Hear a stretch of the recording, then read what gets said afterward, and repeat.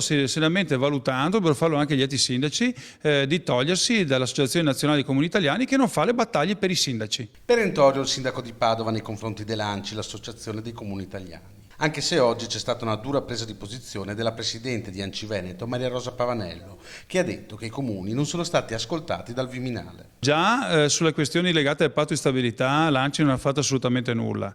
Ha sempre avuto presidenti che sono di sinistra, adesso abbiamo il presidente Fassino, che vanno a braccetto con il governo.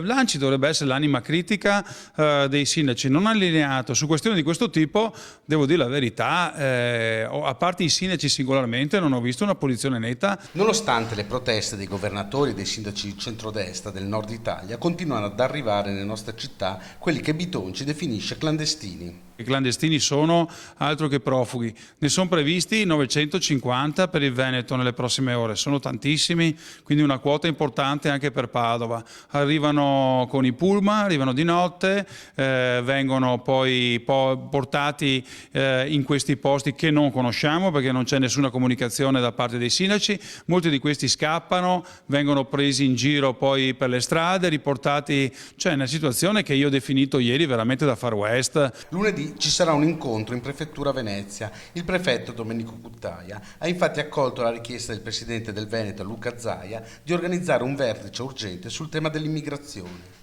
Secondo Bitonci però la soluzione è quella indicata dai presidenti di Veneto e Lombardia. Dobbiamo cercare di realizzare dei campi profughi, l'Europa deve impegnarsi a realizzare dei campi profughi in Libia e nei territori del Nord Africa e là possiamo dare una mano, ma non certamente nel nostro territorio.